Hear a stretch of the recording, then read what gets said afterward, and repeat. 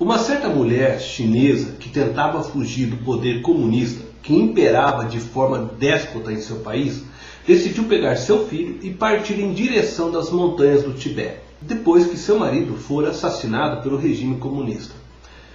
Quanto mais ela subia as montanhas, mais intenso era o frio que ela enfrentava.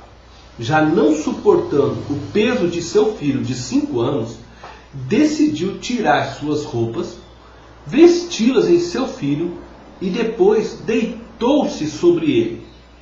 2 dias depois, passava por aquele lugar um grupo de viajantes da região, que a encontrou congelada. Mas seu filho ainda estava vivo, aquecido por seu corpo e pelas vestes. A mãe conseguiu o que desejava, salvou seu filho. Não havia outro jeito. Ela precisava renunciar à sua própria vida para que o filho pudesse viver. Jesus, nesta passagem, consulta os seus discípulos para saber deles o que o povo e o que eles pensavam a respeito dele. E eles disseram que o povo dizia ser ele João Batista, Elias ou algum outro profeta. Contudo, Pedro deu a resposta correta, dizendo que ele era o Messias, o enviado de Deus.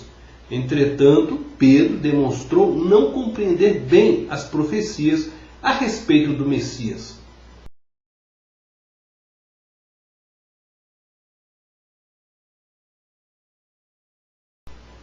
Não há outro jeito. O Messias teria que sofrer e morrer. Jesus, após dizer a Pedro que ele havia falado por ter recebido uma revelação do Pai, ele começou a descrever o sofrimento que viria e que culminaria em sua morte. Tente imaginar a cena. Pedro chama Jesus à parte e o repreende. Mestre, para com isso. Você não precisa sofrer nada. Desse jeito, todos aqui irão se desanimar. Nós acreditamos que você conseguirá triunfar sobre os romanos. Você é o Messias que todos esperamos. Pedro, como sempre, cheio da certeza, diz para Jesus parar com aquela conversa desanimadora, pessimista, carregada de negatividade. Como resposta, Jesus repreende Pedro, dizendo que aquela palavra era expressão satânica, porque ia contra o propósito de sua existência como homem. Jesus sabia que não havia outro jeito para que, como autor da vida, pudesse dar vida a todas as pessoas. Era necessário que ele doasse a sua vida na cruz. Para que o pecado da humanidade fosse perdoado, era necessário que ele pagasse o castigo que estava imposto sobre os homens, conforme descreveu o profeta Isaías no capítulo 53. Próximo de sua morte, o próprio Jesus pediu ao Pai que, se houvesse outro jeito, o poupasse da dor que enfrentaria. No entanto, ele sabia que não havia outro jeito. Por isso disse: faça-se a tua vontade. E pouco tempo depois, Jesus estava pendurado numa cruz, para que você e eu recebêssemos a vida eterna, para que nós nos tornássemos benditos do Pai.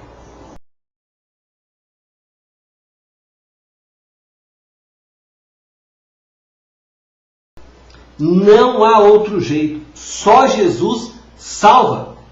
João, capítulo 14, verso 6. Muitas pessoas estão buscando salvação em religiões e acreditam que por fazerem parte de uma religião são salvos. Muitos acreditam que são salvos por causa de suas obras meritórias. Pensam que fazendo o bem a outros alcançarão a salvação. Outros oram aos mortos para que estes possam interceder em favor deles, sendo que estes não podem interceder nem em favor deles mesmos. Outros oram para imagens de barro, choram diante delas, clamam para que elas os livrem da morte eterna. Acredito que ao estarem falando com aquelas imagens, os santos que um dia foram, estarão intercedendo por eles nos céus. Mas isto é mentira. Estes se esquecem do que está escrito no Salmo 115. Aqueles que adoram a ídolos feitos por mãos humanas se tornam como seus ídolos, sem vida. Sei que muitos dizem que as imagens são apenas para lembrá-los dos santos que viveram em outras épocas. Contudo pecam, porque nenhum destes santos homens que morreram podem fazer-lhes coisa alguma. A Bíblia é muito clara. Só existe um nome que pode salvar. Conforme escreveu Lucas no livro de Atos, capítulo 4, verso 12, este nome é Jesus Cristo. Só existe um mediador entre Deus e os homens. E este é Jesus Cristo. Só existe um caminho. Este é Jesus Cristo. Tem pessoas que acreditam que, sendo bons e passando pelos processos da reencarnação, alcançarão um estágio de iluminados e serão libertos deste ciclo de reencarnações para desfrutar da vida do céu. Isto é mentira. A Bíblia é muito clara. Ao homem cabe morrer uma só vez e depois vem o juízo. Hebreus capítulo 9, verso 27. Uma só vez se morre e logo vem o juízo. Há muitos caminhos que levam ao céu, dizem por aí. Mentira! Todas estas coisas não passam de mentiras, não passam de ensinos de demônios. A Bíblia afirma claramente que Jesus é o único caminho. O artigo "o" é o artigo definido que demonstra que não há mais caminhos. Jesus diz: eu sou o caminho. Portanto, só Jesus salva. Só Ele salva porque só Ele morreu na cruz para nos dar vida. Só Ele tem a vida em si mesmo, porque Ele é o Deus que se fez homem. Ninguém o gerou. Ele existia desde o princípio de tudo. Ele é o Alfa e o Ômega. Maria não o gerou como Deus, porque ela não existia no princípio, mas apenas foi um instrumento para que Deus se fizesse homem. O próprio Criador, aquele que criou Maria, a utilizou como instrumento para ele entrar no mundo na forma de homem, carne.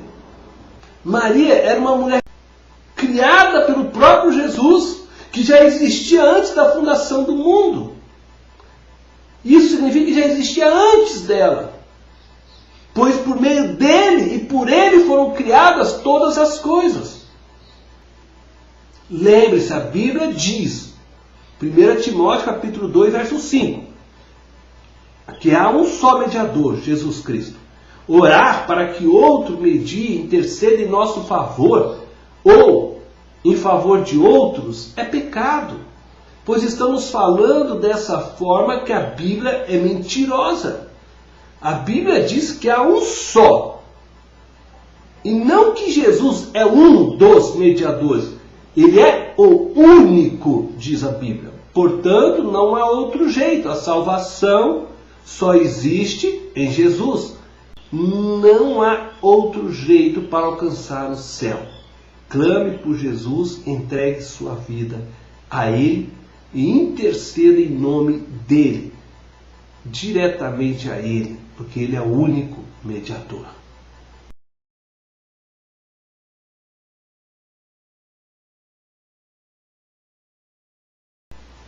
Busca Jesus, pois Ele morreu por você.